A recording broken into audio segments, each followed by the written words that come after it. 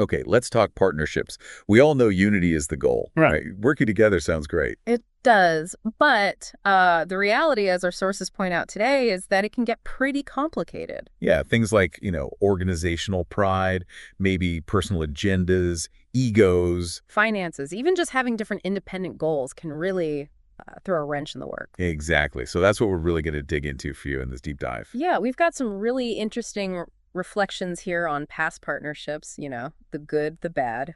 The ones that flew and the ones that kind of flop. Right. And also a pretty practical framework for thinking about how to build better collaborations going forward. So the mission here is really to pull out those key insights for you, make it clear, make it useful without it feeling, overwhelming. Precisely. Helping you navigate these partnership waters with a bit more confidence. Okay, so where do we start? The material seemed to really emphasize looking back first, learning from experience. It does. There's this exercise that suggests asking you to think about partnerships that were genuinely successful, like really worked well. Hmm. What were those key ingredients? What made them click? Yeah, what made them hum, as you said. And it prompts you, the listener, to think about your own experience, too. What made a past collaboration really work for you? And then right away, it flips the coin. Yep. The flip side, think about partnerships that didn't quite pan out. What went wrong? Where were the sticking points? The friction? And the point isn't blame, right? It's about spotting those patterns, the things that tend to derail efforts, even when everyone means well. What were the issues and collaborations that didn't succeed for you? Right, and this next step is where I think it gets really practical. The source pushes us to think, okay, how could those problems maybe have been avoided? Mm-hmm. That's the proactive part, isn't it? Not just saying, oops, that failed, but thinking, what could we have done differently? It's about building that toolkit for the future. And what's interesting is how the sources bring up shared values here. They suggest that getting alignment on the why before you even start planning the how is, well, pretty critical. Okay, so values first. Seems like it.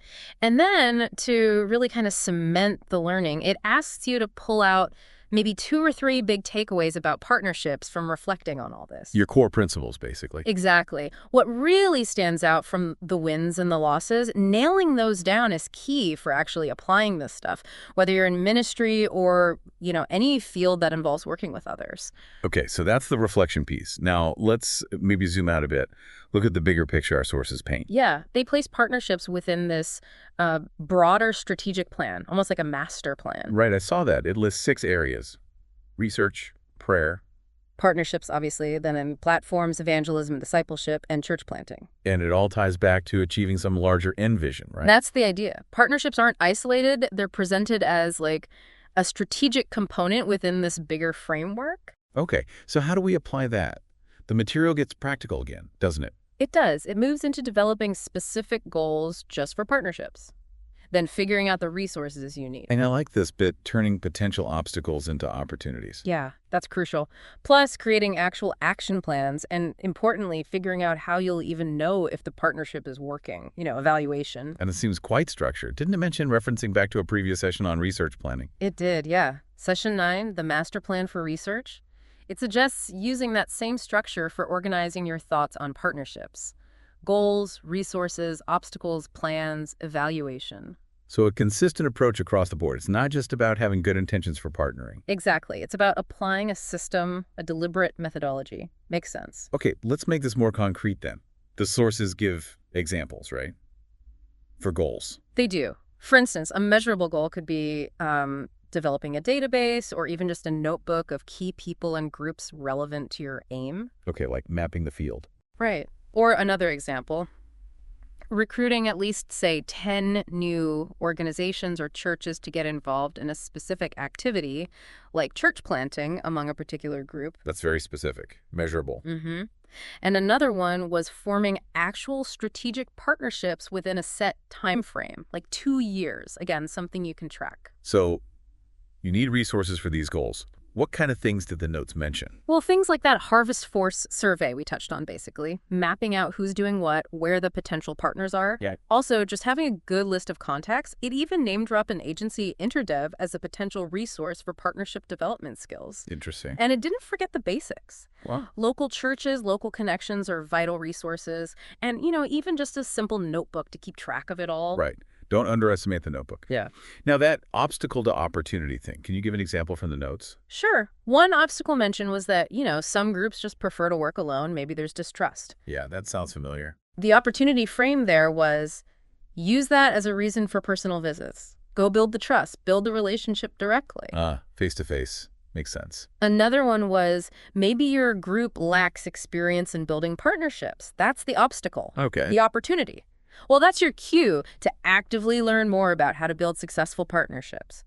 See it as a development need, not a dead end. So it's a mindset shift, really, from seeing roadblocks to seeing openings. Exactly. It's quite empowering when you think about it that way. So this leads naturally into the action plans. What did those look like? Well, they tied directly back to the goals.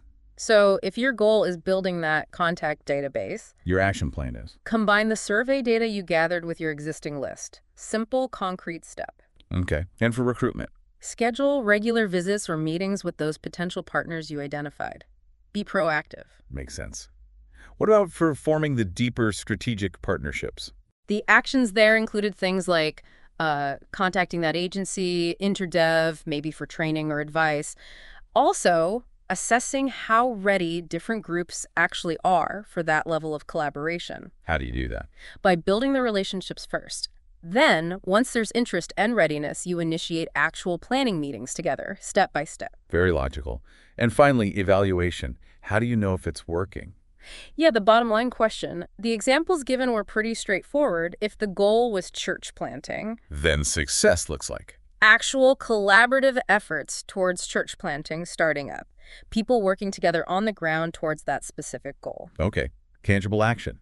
Or another measure could simply be tracking how many groups or entities have officially committed to the shared objective. You count the commitments. So clear indicators, not just fuzzy feelings. Right. It's about knowing if you're actually moving the needle. And the final push in the material is for you, the listener, to actually start doing this, right? Start working on your own partnership plans. Yeah, starting with defining your own Endvision statement.